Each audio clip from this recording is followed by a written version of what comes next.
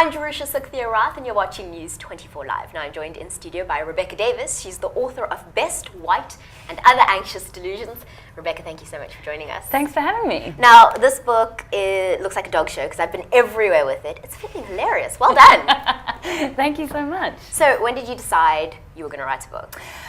It wasn't a conscious decision as such. The publishers, Pan Macmillan, contacted me and asked if I would like to put something together. I was like, yes, why not take everything I've previously written and put it in a book? And they were like, absolutely not. You will write this stuff from scratch. I was like, oh dear, that wasn't what I had in mind.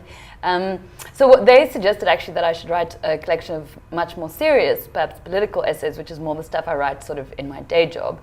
But I was tired of it, to be honest. I wanted to write something a little lighter, something a bit funnier. I think in South Africa we're so saturated with political analysis and, commentary about current affairs. And I thought that if I was going to stay sane while doing it, I would like to write something I wanted to read. And at the moment I feel like I'm up to here with serious political stuff. And that's why you have this dog show in your hands. It's amazing. Now, listen, I felt sorry for you when you were sitting through the South African gun regulation hearings in Parliament.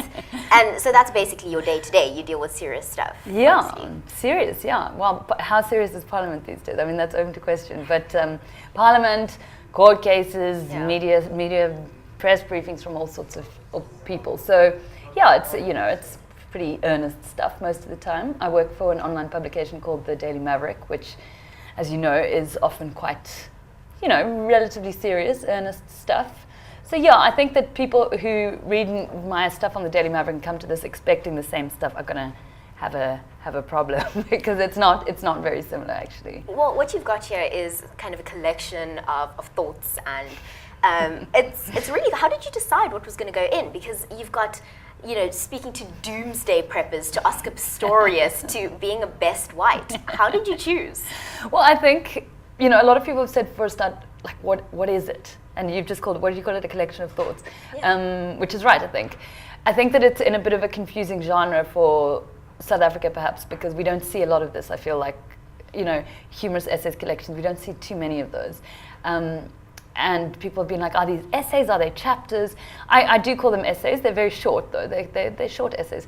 And they're basically stuff that I find interesting and that I hoped somebody else would find interesting. So I wanted the whole effect to be like sitting down, having a glass of wine, and a chat about a whole bunch of random stuff, which hopefully do add up to something interesting, if not necessarily profound. And I must say, I don't expect this to be, an important and significant read. It's never going to win any book prizes or anything. I just wanted it to be an entertaining read. If I had a book prize to give, I would give you one. Oh, thank you. What would I win?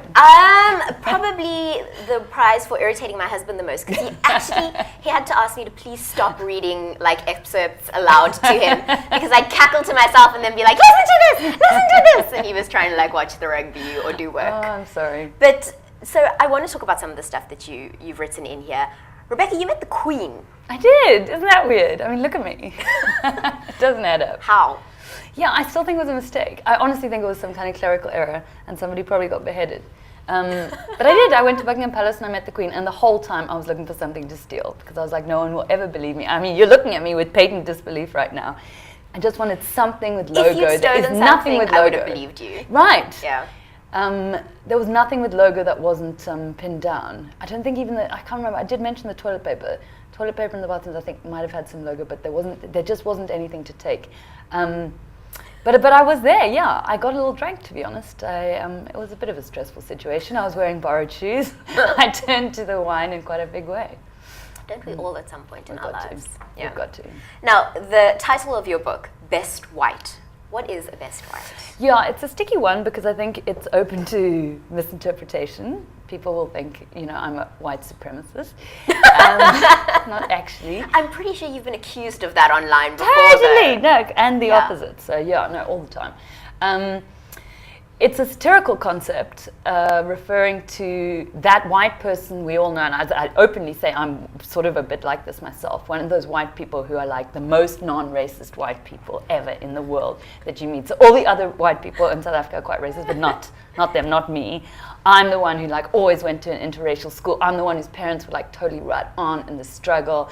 Never for a day in their life did my family support apartheid, And these kind of people who also aggressively compete to spot other white people's racism and then be like, you're racist, man, I see it. We see it, the rest of us. You write about the white person who's always willing to like own up to white privilege and when he meets black people, and I'm like, I get it, man. I'm my privilege. And they say that sometimes in order to firmly establish that they're so different from all the other white people in South Africa. I mean, don't you think this is a type? Don't you know these people? Am I allowed to say that? Yeah. Yeah, I mean, I'm married into a family of best whites. Bless them. Bless them, exactly. That's what I say, though. I think it's definitely better to be a best white than to be an aggressive racist. But I also think that it is a type that can often be quite irritating. Yeah, I often get it where I just randomly meet people that I've never met before, and they immediately go in with the, I love Durban. Yes, right. Okay. I'm from Joburg. You see, that would be an intermediary stage, and if you let them continue, I dread to think what's at the end of that conversational chain.